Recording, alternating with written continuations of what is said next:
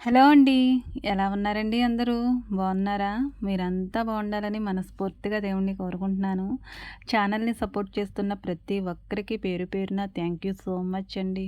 పొద్దున్నే అయితే మనతో పాటు తెల్లవారేది చీపురు కట్టకు కూడానండి. మనం లేచిన వెంటనే దాన్ని పుచ్చుకొని వాకిలంతా కూడా తుడుచుకుంటూ ఉంటాము. మా సైడ్ అయితే వాకిలి తుడవడము అంటాము. మరి వేరే వేరే చోట్లయితే చిమ్మడం అంటారు, కసువు ఊడ్చడం అంటారు. రకరకాలుగా వేరే వేరే భాషల్లో అయితే చెప్పుకుంటూ ఉంటారండి. వీడియోస్‌లో సిస్టర్స్ అయితే మాట్లాడుతూ ఉన్న యాసను బట్టి అయితే అర్థమవుతుంది. మా యాసలో అయితే వాకిలి తుడవడము అంటాము. ఈ గొర్రెపిల్ల అలా నిదానంగా ఉండాలంటే ఈ పక్కన కుక్కపిల్ల కూడా ఉండవలసిందేనండి.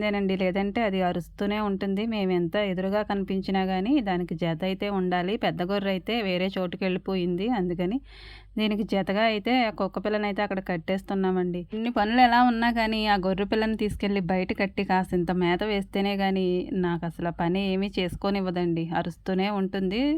అందుకని దాని సంగతి చూడాలి ఫస్ట్. అక్కడ తుడిసేసి అయితే నీట్‌గా ఆ గొర్రె పిల్లని అక్కడ కట్టేసిన తర్వాత ఇంక మిగతా పని చూసుకుంటాను. వాకిలి తుడిసిన తర్వాత కళ్ళాపైతే వేస్తానండి. ఎలాగో వర్షం రావట్లేదు గదా! వర్షం వచ్చిందంటే ఇక తడిపేస్తుంది. ఇక ఒకటే కళ్ళాపి.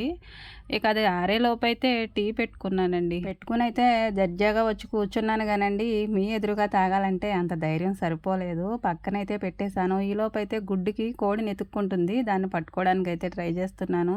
మొత్తం ఇల్లంతా రౌండ్‌లు ఏపించేసిందండి. అసలు దొరకలేదు చేతికి. మా అబ్బాయి అయితే నాతో పాటు వీడియో తీయడానికి పాపం చాలా కష్టపడ్డాడు.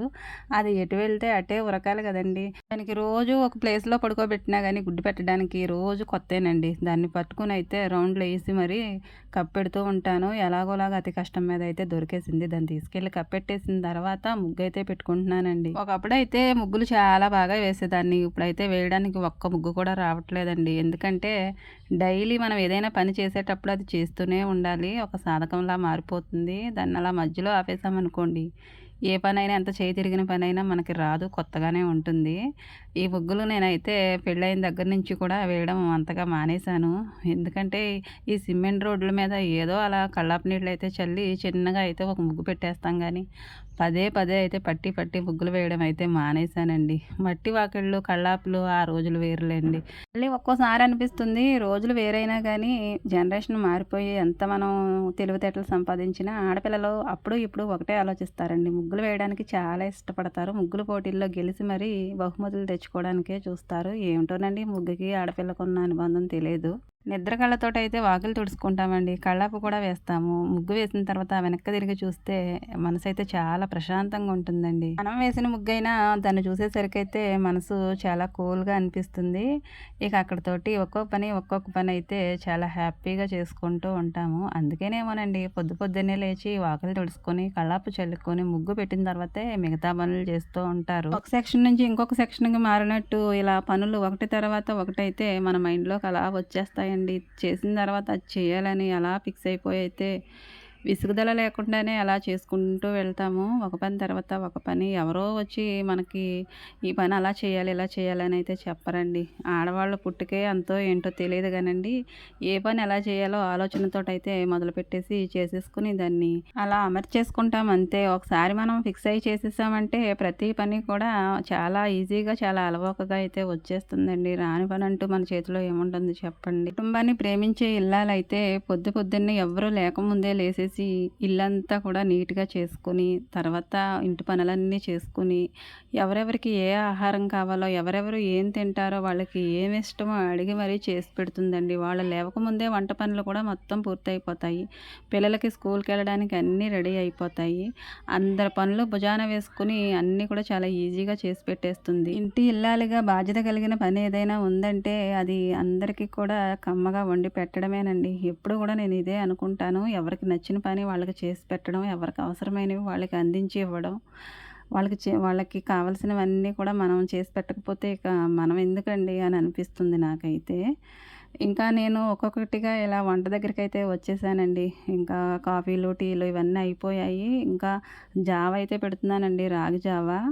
ఈ రాగి జావ చేసినప్పుడల్లా నాకొక ఇన్సిడెంట్ అయితే గుర్తొస్తుందండి. ఇది నేను ఒకప్పుడైతే నాకు ఒకప్పుడే కాదండి, ఇప్పుడు కూడా నాకు రాగి జావ, ఇలాంటి జావలంటే నాకు నచ్చదు, పడదసలు. పడకపోవడం అంటే ఇష్టంగా తినలేనండి. ఇలాంటి జావల విషయంలోనూ కొంచెం దూరంగానే ఉంటాను. కానీ ఇవి మనకి శరీరానికి ఎంతో పోషక విలువలిస్తాయి, ఆరోగ్యాన్ని కాపాడతాయి.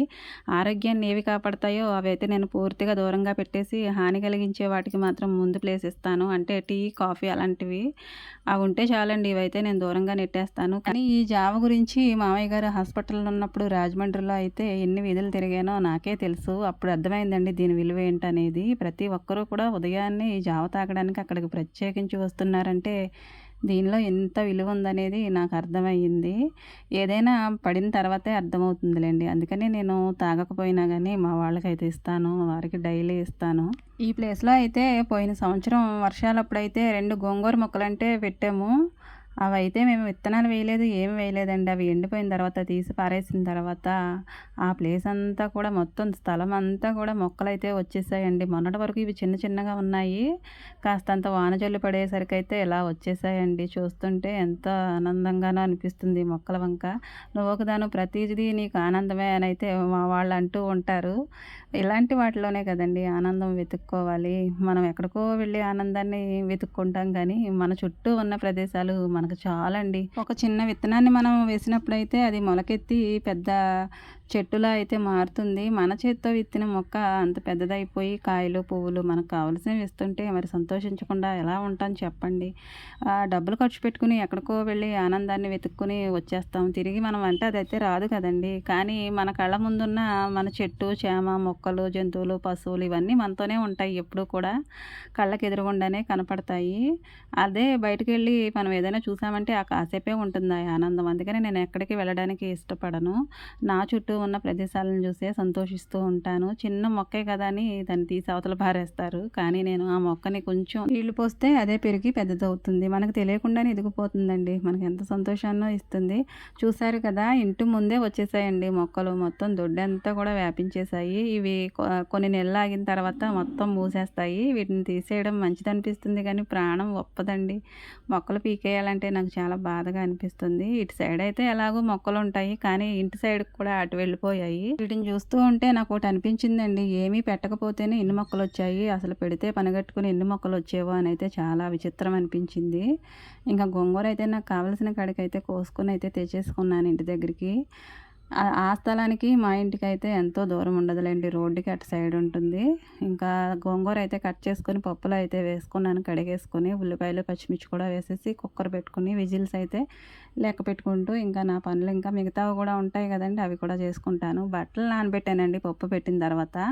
ఆ తర్వాత అయితే ఇవి జీడి గింజలండి, పచ్చి జీడి గింజలు మాకు దొరుకుతాయి. మా విలేజ్‌లో జీడి తోటలు ఉంటాయి. జీడి మామిడికాయలు ఉంటాయి కదా, ఆ చెట్లు.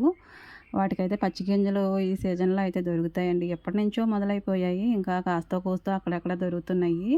వీటినైతే ఇలా మధ్యలోకైతే 2 భాగాలుగా అయితే చేసుకొని, పప్పు తీసుకొని వాటినైతే ఇలా చేసిన తర్వాత వేడి నీళ్ళు పోసి అలా నానబెడితే ఈ పొర ఉన్నది కదండీ, ఆ పొర అయితే చాలా ఈజీగా వచ్చేస్తుంది. ఇంకా వంట కూడా అయిపోయిందండి. పప్పు, గోంగూర రెడీ అయిపోయింది. తాలింపు పెట్టేశాను. ఇంకా జీడిపప్పు కూర కూడా రెడీ అయిపోయిందండి. 2 ఉల్లిపాయలేసి, పప్పు కొంచెమే ఉంది కాబట్టి కొంచెమే వండాను. కొంచెం మసాలా వేసి వండుకుంటే జీడిపప్పులో చాలా టేస్టీగా ఉంటుంది. నేను పచ్చి జీడిపప్పు అయితే చికెన్‌లో వేసి వండుతానండి. కానీ ఇవి పాడయ్యేలాగా ఉన్నాయనేసి ముందే కోసేసి కొంచెం అయితే వండాను కూర. ఇంకా మామయ్య గారికైతే ఎగ్ కర్రీ చేశానండి. ఈ రోజైతే అనుకోకుండా 3 కూరలు వండేశాను.